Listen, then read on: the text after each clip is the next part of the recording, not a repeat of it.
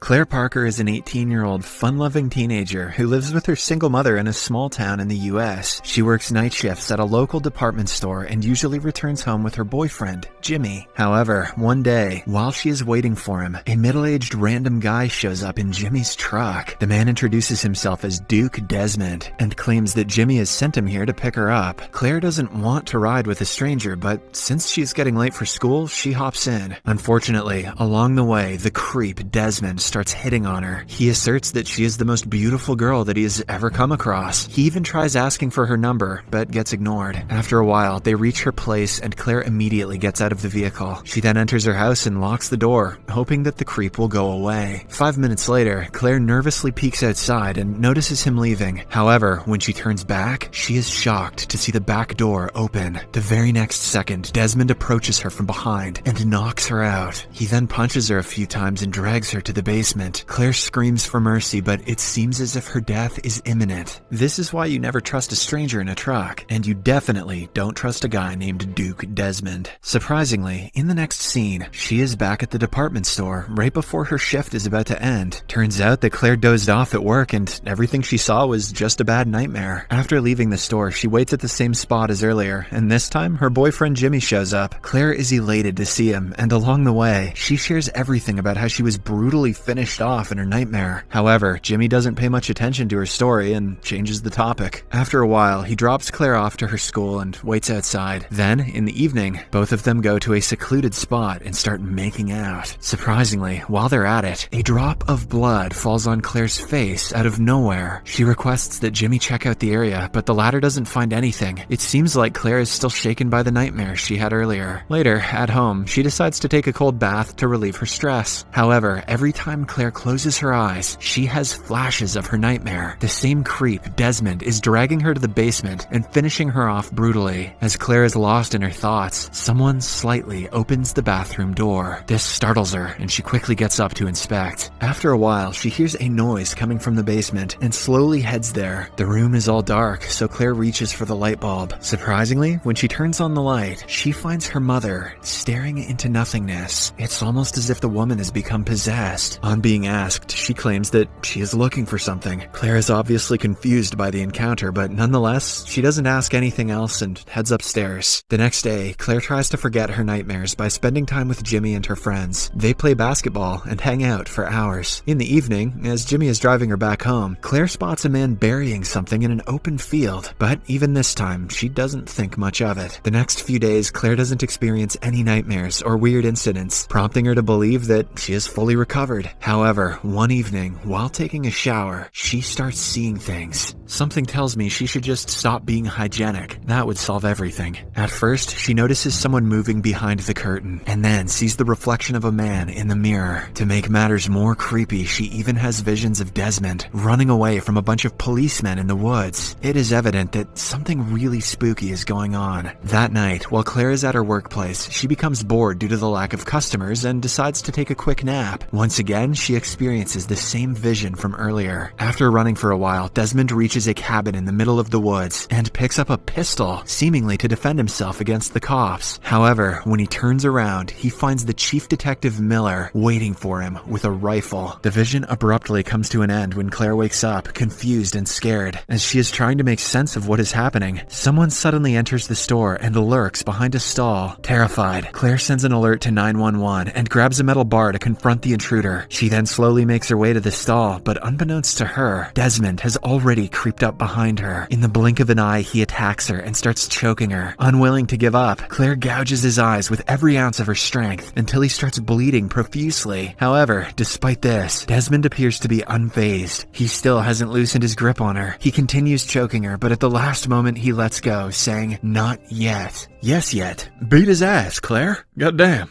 After Desmond leaves, the police, along with the same detective from her vision, Miller, arrives at the scene and takes Claire away. At the police station, Detective Miller interrogates her about what happened, but every time she tries to explain that an intruder tried to kill her, the other policemen in the room start chuckling. This is when Detective Miller brings out a monitor and shows her the CCTV footage from the incident. Shockingly, it turns out that Claire was merely hallucinating and fighting with herself. There was no intrusion, and not even a drop of blood was found in the store. door. Despite all the evidence, Claire is still certain that she was attacked by Desmond. She claims that she felt excruciating pain while being choked by the intruder. However, to her shock, Detective Miller reveals that he actually shot and killed Desmond a week ago. The creep had apparently abducted and murdered 2 teenagers. Taken aback by the revelation, Claire finally accepts the possibility that she has gone insane. Seeing her in this miserable state, Detective Miller decides to escort her home. But, unfortunately, along the way, she once again falls asleep. This time, she sees her boyfriend Jimmy fixing a car. At first glance, it appears to be a good dream, cause Jimmy's laying that sweet pipe. But after a few minutes, Desmond arrives and bludgeons Jimmy with an axe. In the next scene, Claire wakes up in the car, but there is no sign of Detective Miller or the other cops. She has somehow reached the same open field where she witnessed a man burying something. As she tries to comprehend the situation, Desmond arrives with a corpse, possibly Jimmy's, and loads it into the trunk. Claire screams in horror, but she can do nothing when Desmond gets seated next to her and starts driving. Soon, he drops her off at home and tries to comfort her. Claire keeps on saying that this is not real, but Desmond makes her understand that the only real thing in the world is what she feels. Saying this, he takes her inside the house, incapacitates her, and then drags her to the basement just like before. Desmond then takes out a sharp knife and rips off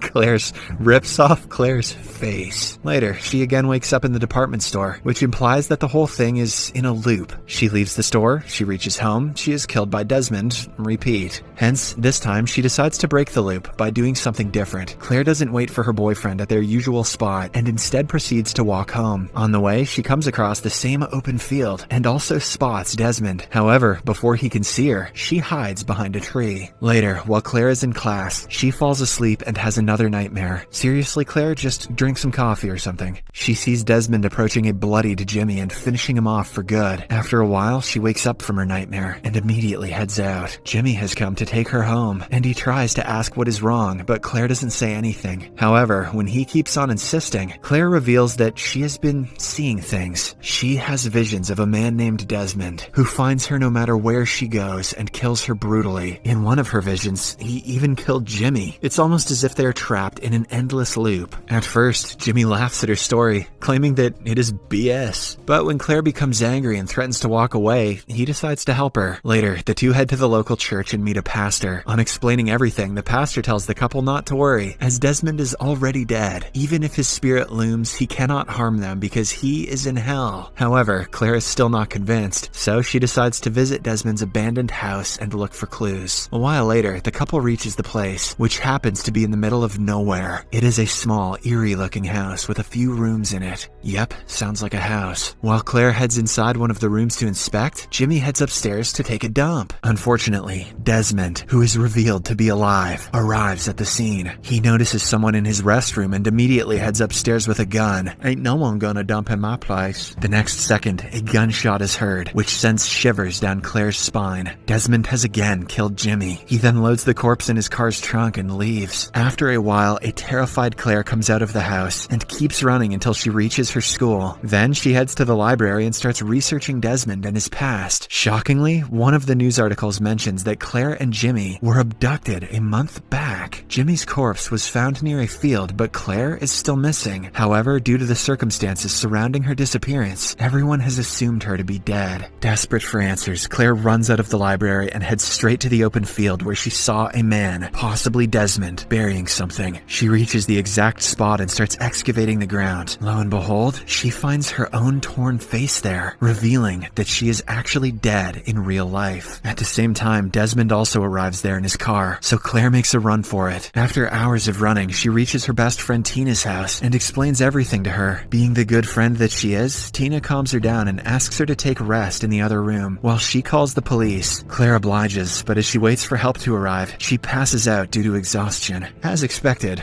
she has a nightmare. Detective Miller and Desmond are having a standoff, where the latter tries to claim his innocence. He says that someone has implanted a chip inside his brain, and because of it, he was forced to kill the two teenagers. However, Detective Miller is having none of it, and he shoots the murderer to death. When Claire wakes up, she hears her friend Tina talking to someone. It isn't a cop, and she appears to be saying, "He is catching on. He will soon get used to it." Out of curiosity, Claire peeks through the corridor and notices that the man is none other than the killer, Desmond. Once again, he has arrived to finish her off. Fortunately, Claire quickly locks herself inside a room and manages to escape through the window. She then gets into Desmond's car and drives off, narrowly avoiding him on the way. After a while, she reaches home and desperately searches for her mother, but doesn't find her. Just then, she hears someone screaming from the basement. It is her mother, who is calling for help. Claire knows that she will never return if she ventures into the basement, but hearing her mother's desperate cries for help, she decides to risk it all. Surprisingly, when she approaches her mother,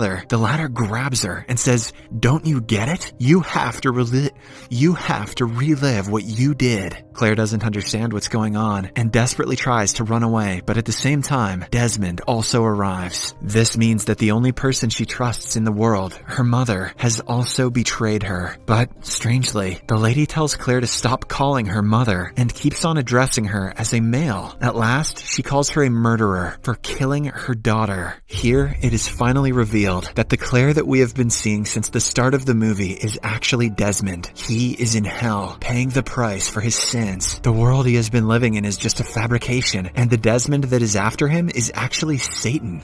What? Because of the heinous crimes he committed in his life, he has been sentenced to an infinite number of brutal deaths at the hand of his real self. Moreover, Desmond has been given the identity of Claire so that he can feel and experience how scared and helpless she was when he killed her. This loop will keep on going until eternity, and no matter how much he tries to run or hide, he will always be found and killed. Joke's on you, Satan. Psychopaths don't feel anything. After the revelation, we see Desmond in his original self being carved open by Satan. The movie ends as Claire, aka Desmond, again wakes up in the department store, ready to start the doomed cycle once again.